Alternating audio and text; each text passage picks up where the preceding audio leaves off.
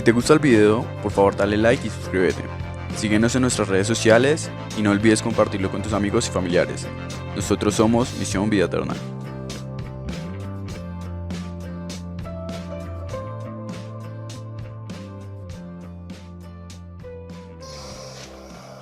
Hola hermanos, ¿cuál es el gobierno ideal? Tamaña pregunta, pero también miremos otras preguntas que normalmente nos hacemos.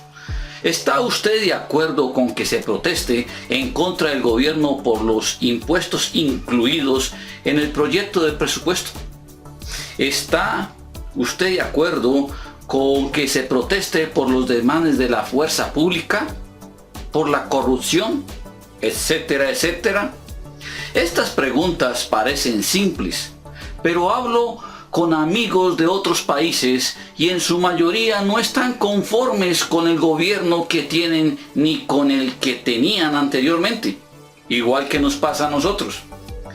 Más de 1000 de mis seguidores en las redes se expresan de manera pesimista y una respuesta recurrente de ellos fue que les importa es que el gobierno no sea corrupto. En un momento por el que está pasando el mundo y donde la iglesia ha tomado partido sobre el gobierno, se hace necesario preguntarse, ¿cuál es el gobierno por el cual la iglesia debe votar? ¿Cuál es el gobierno que Dios aprueba? En este momento muchas congregaciones, no solamente en Colombia, en otros países, se han volcado a apoyar determinados partidos. ¿Cuál es el gobierno por el cual la iglesia debe votar? Entonces es necesario ir a la palabra y dejarnos guiar por la palabra de Dios y su Espíritu Santo. Para tratar este tema, tenemos que entender que los gobernadores son autoridades. Pero ¿quién define qué autoridades deben de gobernar? Para esto vamos a Romanos capítulo 13, versículo 1, que dice, sométase toda persona a las autoridades superiores, porque no hay autoridad sino de parte de Dios, y las que hay por Dios han sido establecidas. Es decir, que Dios establece quién debe gobernar y Él pone y quita reyes. El que pone y quita es Dios. Daniel en el capítulo 2, versículo 21, dice, y Él es el que muda los tiempos y las oportunidades, quita reyes y pone reyes, da sabiduría a los sabios y la ciencia a los entendidos. Dios tiene una preeminencia en todo lo que ocurre, así que no podemos oponernos a la autoridad que Dios determina para un país. Romanos 13, 2 al 7 dice, de modo que quien se opone a la autoridad, a lo establecido por Dios, resiste, y los que resisten acarrean condenación para sí mismos, porque los magistrados no están para infundir temor al que hace el bien, sino al malo. ¿Quieres pues no temer a la autoridad? Haz lo bueno y tendrás alabanza de ella, porque es servidor de Dios para tu bien. Pero si haces lo malo, teme, porque no en vano lleva la espada, pues es servidor de Dios, vengador para castigar al que hace lo malo, por lo cual es necesario estarle sujetos, no solamente por razón del castigo, sino también por causa de la conciencia. Pues por esto pagáis también los tributos, porque son servidores de Dios que atienden continuamente a esto mismo. Pagad a todo lo que debéis, al que tributo, tributo, al que impuesto, impuesto, al que respeto, respeto, al que honra, honra. Hermanos, debemos entonces dar 4 formas de pago a las personas que están como autoridad sobre nosotros. Al que tributo, debemos pagar el tributo, es decir, darle la cantidad de dinero para pagar al Estado y sostener el gasto público. Al que impuesto, debemos pagar los impuestos, Es decir, debemos pagar la cantidad solicitada para pagar a la administración, para contribuir a la hacienda pública. Al que respeto, debemos dar respeto. Debemos respetar a aquellas personas que están en posición de autoridad sobre nosotros, como en el caso de los empleados públicos. ¿A cuáles? A todos. La policía, los militares, los maestros, los senadores, entre otros. Respetar las señales de tránsito también. Respetar las disposiciones del Estado y la Constitución política. Eso lo debemos hacer. Al que honra, debemos dar honra. ¿A quiénes debemos honrar? A aquellas personas que están en autoridad sobre nosotros. Por ejemplo, por su edad. Ellos están en autoridad sobre nosotros. Por su género, por su rol o por su desempeño laboral, por su conocimiento, etc. Hay que dar honra a los suegros, a nuestros padres, a los médicos, a nuestros abuelos, a nuestros ancianos, entre otros. Pastor, es que yo no pago impuestos. Entonces, ¿qué haces tirando piedra, rompiendo lo que no es tuyo y que otro sí ha pagado? No tienes autoridad para protestar. Pastor, es que si yo pago impuestos, se lo roban. Entonces, ¿tú te conviertes en ladrón para cuidar el pecado del otro? Cristo no te envió a hacer eso. Te envió a ser discípulos. Y si el otro roba, tú sabes que tarde o temprano tendrá su castigo. Es que yo tengo derechos, pastor. ¿Acaso el que obra bien no tiene derechos?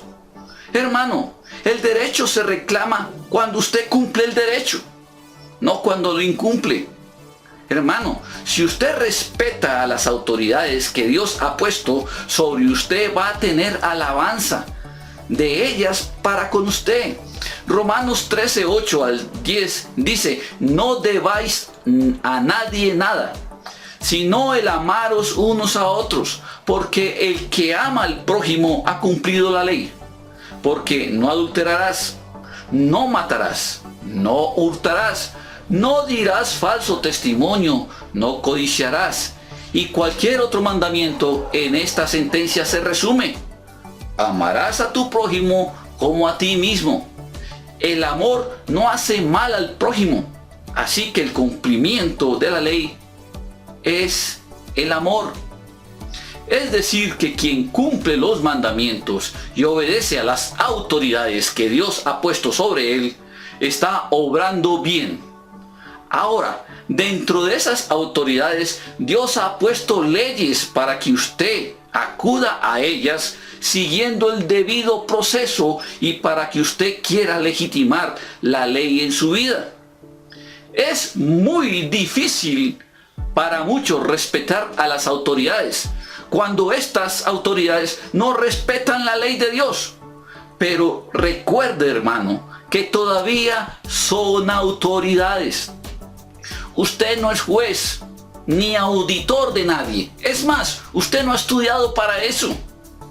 Veamos un ejemplo. El caso de Pablo cuando fue arrestado de manera injusta. Hechos capítulo 28, versículo 17 al 21. Dice: aconteció que 3 días después, Pablo convocó a los principales de los judíos, a los cuales luego que estuvieron reunidos les dijo: yo, o sea Pablo, yo, varones hermanos, no habiendo hecho nada en contra el pueblo, ni contra las autoridades de nuestros padres, he sido entregado preso desde Jerusalén en manos de los romanos, los cuales, habiéndome examinado, me querían soltar por no haber en mí ninguna causa de muerte, no porque tenga que acusar a mi nación. Así que por esta causa os he llamado, para veros y hablaros, porque por la esperanza de Israel estoy sujeto con esta cadena. Entonces ellos le dijeron: nosotros ni hemos recibido de Judea cartas acerca de ti, ni ha venido alguno de los hermanos que haya denunciado o hablado algo mal de ti. Pablo aquí acudió a las instancias necesarias para defender el evangelio. Ahora, ¿Qué pasa cuando esos gobernadores no tienen temor de Dios? Veamos otro ejemplo en el caso de Herodes, que mató a Juan el Bautista. En Mateo 5, versículo 11 al 12 dice: bienaventurados sois cuando por mi causa os vituperen y os persiguen, y digan toda clase de mal contra vosotros mintiendo. Gozaos y alegraos, porque vuestro galardón es grande en el cielo, porque así persiguieron a los profetas que fueron antes de vosotros. Juan el Bautista defendió y vivió para Cristo y murió por defender la palabra y sus enseñanzas. Observemos el texto de Marcos capítulo 6, versículo 17 al 21, que dice: porque el mismo Herodes había enviado y aprehendido a Juan y le había aprisionado en la cárcel a causa de Herodías, mujer de Felipe, su hermano, pues la había tomado por mujer. Porque Juan decía a Herodes: no te es lícito tener la mujer de tu hermano. Mas Herodías le acechaba y deseaba matarle y no podía, porque Herodes temía a Juan, sabiendo que era un varón justo y santo, y le tenía respeto, y oyendo hacía muchas cosas y le oía de buena gana. Y venido un día oportuno en que Herodes, en la fiesta de su nacimiento, daba una cena a sus principales y tribunos y a los principales de Galilea. Y entrando la hija de Herodías y danzando y agradando a Herodes y a los que estaban con él a la mesa, el rey dijo a la muchacha: pídeme lo que quieras, que yo te lo daré. Y le juró: todo lo que me pidieres te daré, hasta la mitad de mi reino. Y saliendo ella, dijo a su madre: ¿qué pediré? Ella le dijo: la cabeza de Juan el Bautista. Entonces ella entró prestamente al rey y pidió diciendo: quiero ahora que me des en un plato la cabeza de Juan el Bautista. Y el rey se entristeció mucho, mas a causa del juramento y de los que estaban con él a la mesa, no quiso desecharla. Y luego el rey, enviando a uno de los guardias, mandó que fuese traída la cabeza, el cual fue y le degolló en la cárcel y trajo su cabeza en un plato y le dio a la muchacha, y la muchacha la dio a su madre. Juan el Bautista anunciaba el evangelio diciendo: arrepentíos, porque el reino de los cielos está cerca. Y Juan el Bautista le decía a Herodes que no le era lícito tener la mujer de su hermano. Y por esto Herodes, un rey corrupto, lo apresó y luego le quitó la cabeza para complacer a la hija de Herodías, su amante. Y así son los gobiernos de los hombres. Por eso en Proverbios 29:2 dicen la palabra: cuando los justos dominan, el pueblo se alegra, mas cuando domina el impío, el pueblo gime. Así que si el pueblo en este momento gime, nosotros debemos pensar que los impíos están gobernando.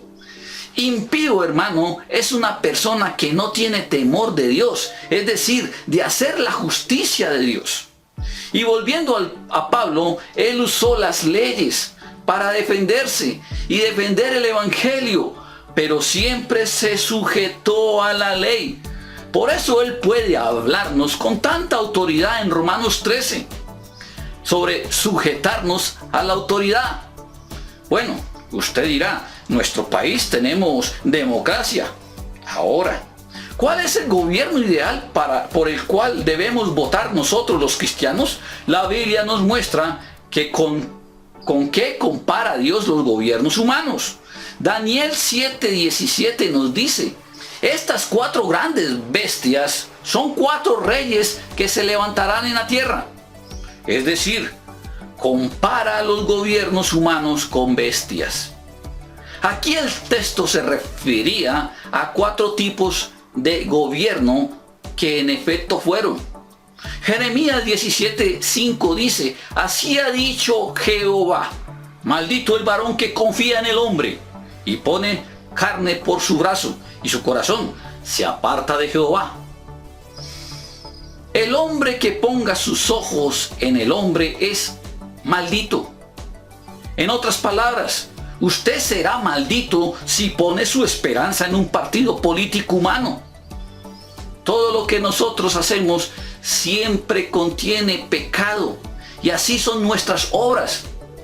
La Biblia dice en Eclesiastés 7:20: ciertamente no hay hombre justo en la tierra que haga el bien y nunca peque.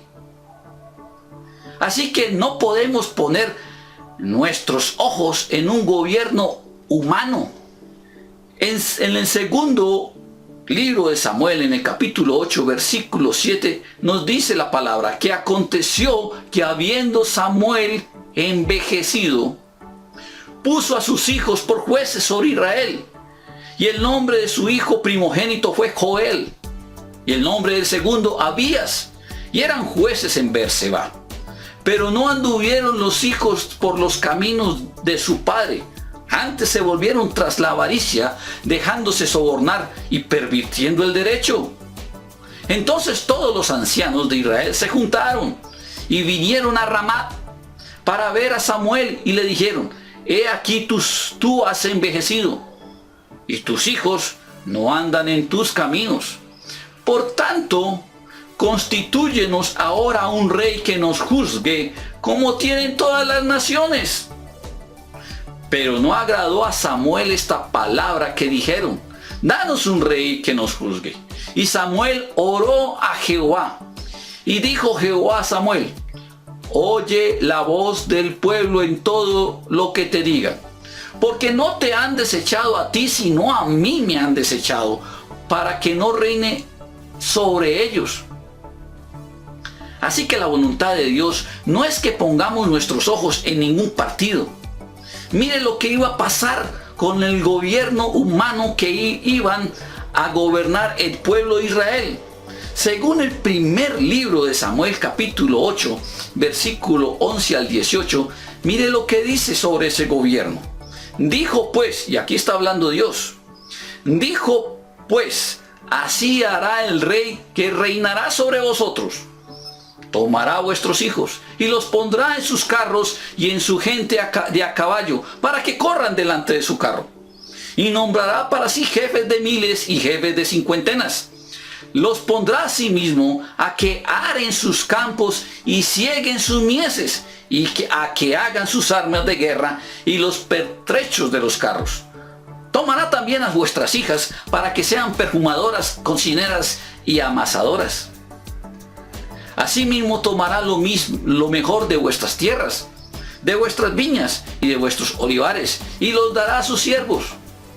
Diezmará vuestro grano y vuestras viñas, para dar a sus oficiales y a sus siervos. Tomará vuestros siervos y vuestras siervas, vuestros mejores jóvenes y vuestros asnos, y con ellos hará sus obras. Diezmará también vuestros rebaños, y seréis sus siervos, y clamaréis aquel día a causa de vuestro rey, que os habréis elegido, mas Jehová no os responderá en aquel día. Así que si usted, hermano, siente que los gobiernos actuales han hecho cosas como tomar lo que a usted le pertenece y que usted ha trabajado y se lo han quitado, esto lo dice la Biblia, lo acabamos de leer, sobre los gobiernos humanos. Pero entonces, ¿cuál es el gobierno ideal? Hermanos, evangelio significa programa de gobierno de Cristo. ¿En qué se basa el gobierno de nuestro Señor Jesucristo y cómo podemos apoyarlo? Ese gobierno se basa en reconocer que todos somos pecadores, que no solamente son los gobernantes los pecadores y que tienen una actitud deshonesta, nosotros también lo somos. En Romanos capítulo 3, versículo 10 al 12 dice: como está escrito, No hay justo, ni aun uno. No hay quien entienda. No hay quien busque a Dios. Todos se desviaron. Aún así hicieron inútiles. No hay quien haga lo bueno. No hay ni siquiera uno. Nuestra naturaleza entonces es la maldad. Es el pecado, es de desobediencia, pero Dios desea que todos seamos salvos y procedamos al arrepentimiento, incluso los gobernadores. ¿Cuáles? Todos. En la primera carta a Timoteo capítulo 2, versículo 1 al 6, Dios nos exhorta a todos a orar por todos los gobernadores para que sean salvos. Dice la palabra: exhorto ante todo a que se hagan rogativas, oraciones, peticiones y acciones de gracias por todos los hombres, por los reyes, por todos los que están en eminencia, para que vivamos quieta y reposadamente en toda piedad y honestidad, porque esto es bueno y agradable delante de Dios nuestro Salvador, el cual quiere que todos los hombres sean salvos y vengan al conocimiento de la verdad. Porque hay un solo Dios y un solo mediador entre Dios y los hombres, Jesucristo hombre, el cual se dio a sí mismo en rescate por todos, de lo cual se dio testimonio a su debido tiempo. Dicho en otras palabras, hermanos, hay que orar por los gobernantes. Hay que orar por los gobernantes. En vez de maldecirlos con nuestra boca y romper todas las cosas en supuestas protestas reclamando derechos que ni usted cumple, bendígalos con sus oraciones para que Dios, a través de su Espíritu Santo, les dé temor y temblor cuando quieran gobernar en contra del pueblo. Eso es hacer una verdadera revolución. Ahora sabemos que en muchos de nosotros y de nuestros gobernadores está el espíritu del anticristo, que se define en 2 de Tesalonicenses capítulo 2 versículo 4, que dice: el cual, ¿cuál? El espíritu del anticristo. Dice: el cual se opone y se levanta contra todo lo que se llama Dios y es objeto de culto, tanto que se sienta en el templo de Dios como Dios, haciéndose pasar por Dios. Así que todo aquel que se oponga, hermanos, a que se le dé culto a Dios y a su palabra y a su adoración, tiene el espíritu del anticristo. ¿Cuál es el gobierno ideal entonces? Es como diría Juan el Bautista en el Evangelio de Marcos 1:2. Vos que claman en el desierto, preparad el camino del Señor, enderezar sus sendas, enderecemos nuestros caminos. Dios desea que volvamos nuestros ojos a Cristo y vivamos para Él. Por eso en Juan 3:16-17 dice en la palabra: porque de tal manera amó Dios al mundo que ha dado a su Hijo unigénito, para que todo aquel que en Él cree no se pierda, mas tenga vida eterna. Porque no envió Dios a su Hijo al mundo para condenar al mundo, sino para que el mundo sea salvo por Él. Mi estimado oyente, Dios envió a Cristo a morir por los pecados no solo de nosotros, sino también por todos los pecados de nuestros gobernantes. Cristo pagó con su muerte la muerte a la que cada uno de nosotros estaba condenado por causa del pecado. Dios desea que nos demos cuenta que no debemos prestarnos al mundo y sus deseos. Esos deseos que cada día son depravados. Jesucristo nos dejó un manual de instrucciones, su palabra, para prepararnos para vivir en esta vida y para la eternidad. Jesucristo, hermano, es el camino, la verdad y la vida, y solo a través de la muerte de Cristo en la cruz podemos ser salvos. En el libro de Isaías, capítulo 11, versículo 1 al 9, nos muestra el reino o el reinado de Jesucristo en la eternidad, que es un reinado ideal para nosotros. Pongámosle atención a lo que dice la palabra, cuando nos dice, saldrá una vara del trono de Isaí, un vástago retoñará de sus raíces, y reposará sobre él el espíritu de Jehová, espíritu de sabiduría y de inteligencia, espíritu de consejo y de poder, espíritu de conocimiento y de temor de Jehová.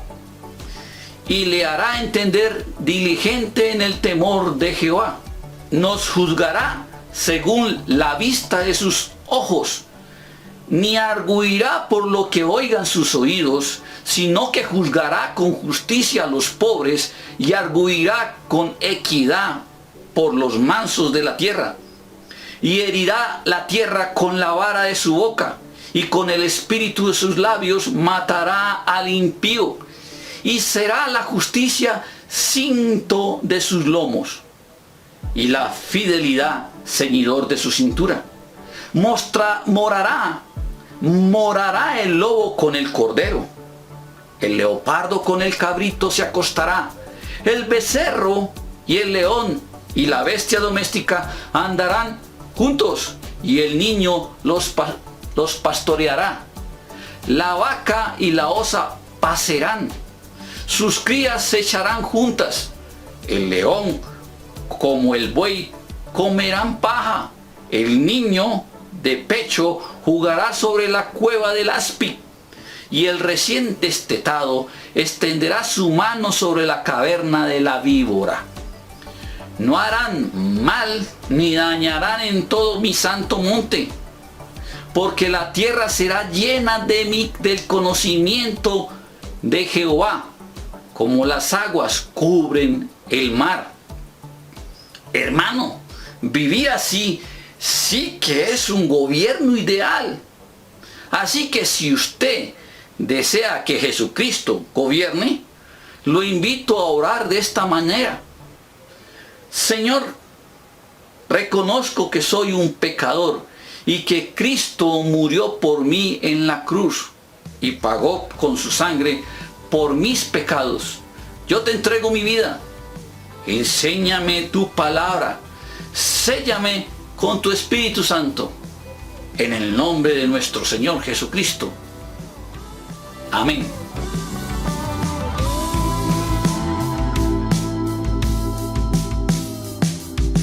Todas las naciones vengan ante el Señor y adoren hoy, y adoren hoy.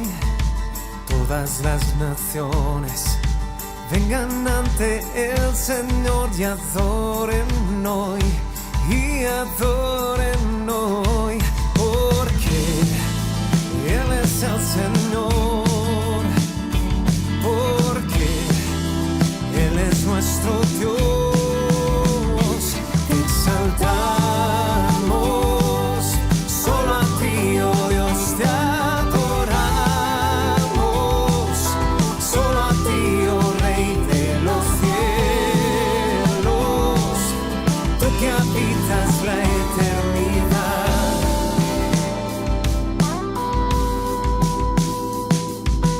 Todas las naciones vengan ante el Señor y adoren hoy, y adoren hoy.